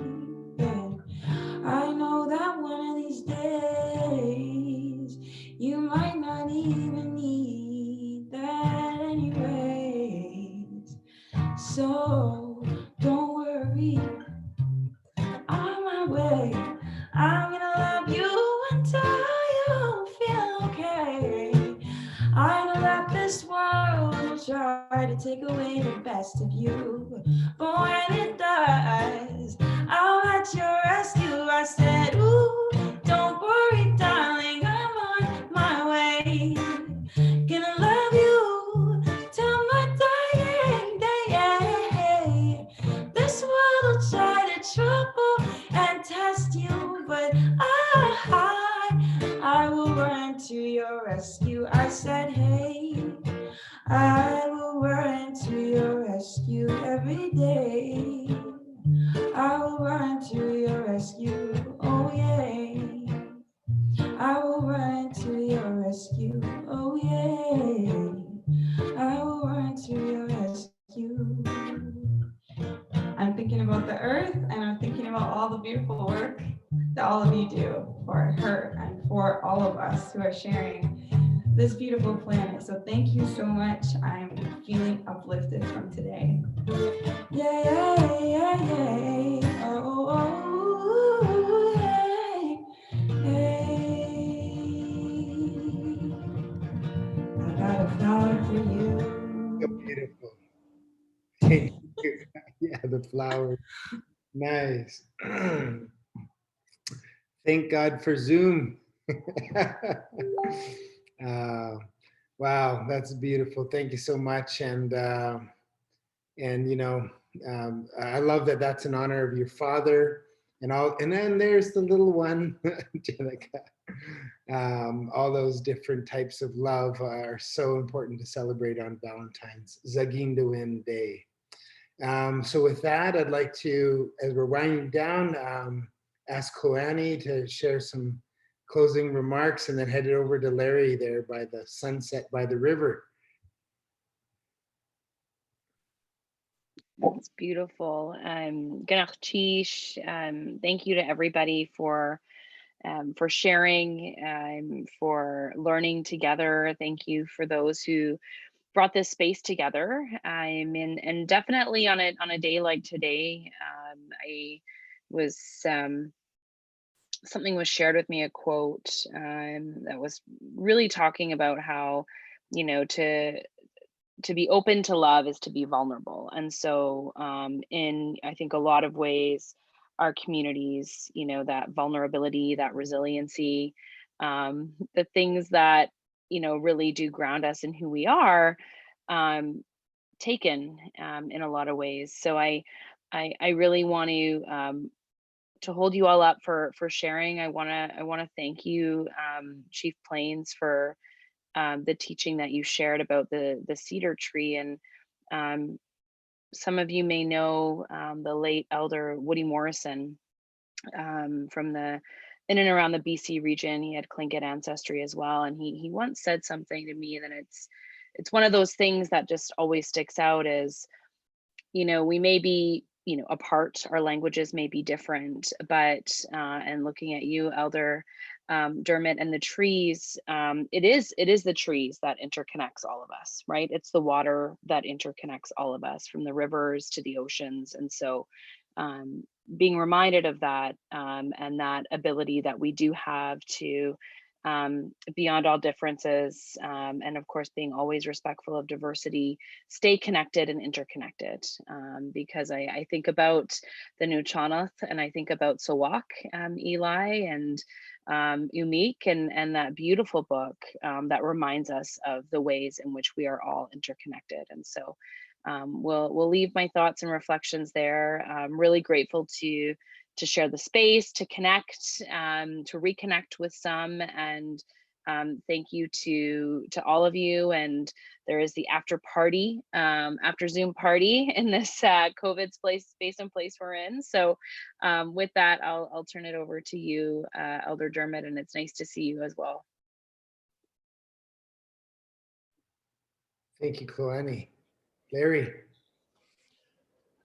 Miigwech, Eli. Thank you, Koani. Before, and I'm conscious of the time, and I know it's time to switch over, but I got to make a couple of quick comments. I want to thank Pablo, Ella, and Bella. And Jenica, I don't know your boy's name, but we got 4 3-year-olds that affected these 3 days. And I just, I wanted to honor these young people who are so fresh, and they remind us, they carry a wisdom that sometimes in our busyness we lose. So yeah, I want to thank him. He's sweeping his hand there, Jenica. And quickly on the theme of architects, the building I'm in, an old building that Douglas Cardinal, I see you nodding your head, Indigenous architect who's done amazing things in education, challenged Chrétien's white paper long before even the Constitution. You know, so we have, so I wanted to celebrate architects in general, but I also wanted to give thanks to our elder architect, who I've had the great good fortune to work with. I'm also thinking, I love Chief Planis. Good to see you again. I'm thinking about our 3-year anniversary of that handover coming up March 27th. It was done in a good way, in which Canada actually trusted Dr. Reg Crochue, Cliff Supernault, and numerous other elders to operate and deliver its responsibilities, treaty responsibilities, to primarily the Convention on Biological Diversity, but also climate change and desertification, excuse me, and did so through acknowledging a governance system that made space, ethical space, for Indigenous ways of knowing along with Western science. And as we approach the next set of targets, the Aichi Target 18 for Indigenous peoples, I think, and I loved what Chief Planis said, made me think about experiences I had with Ganimut, the Iranian woman who was killed in the plane crash, but how she challenged the Canadian leadership in a CBD meeting about, why aren't you celebrating what you did in Pathways 1? And that ceremony that you, Eli, Chief Planis, and I were part of, and I'm not sure if somebody else is here who was part of that ceremony, was very special, very unique, and should be celebrated and encouraged. And our Indigenous sisters and brothers throughout the world should have that opportunity too. And that's what will make the transformation. That's how we'll heal the earth. That's how we'll heal each other. So just a quick comment on that. And Kalani, when I was in the Yukon for the climate change summit, it was the youth that impressed me. Those youth, particularly just north of the tar sands, that were building tiny homes for their elders, and they were putting together photovoltaic systems. And they said, we're not waiting for government money. We're figuring it out ourselves as young people. We're going to make this happen. And they had so much enthusiasm. They were inspiring, very inspiring. And yeah, I treasure that visit. I treasure just hearing those youth with their courage and their commitment, their love for their elders, for the land, and for doing things in a good way. So I'll just I'll close things out. Thank you for putting up with my overtime thoughts, but I guess I've been so nourished by all of you the 3 days we've had. I just had to make a few comments. Oh, that's very helpful. Thank you, Larry. Okay, so I'll close this out here.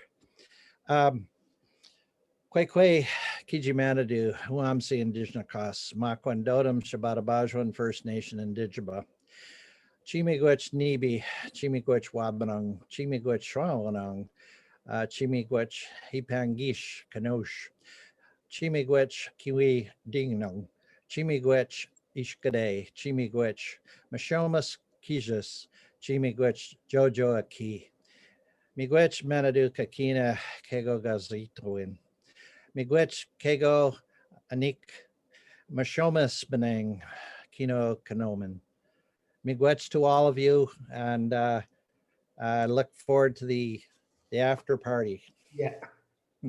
All right, excellent. Thanks, Larry. Happy Valentine's Zaagi'idiwin Day to all of you. Oh, yeah. And any one of you who want to jump on board with that after party, feel free to do so. If not, we'll see you down the road on Internet Valley somewhere or other. Yeah, enjoy the rest of your weekend and your snow day. I'm going to go shovel my driveway shortly with a lid from a box.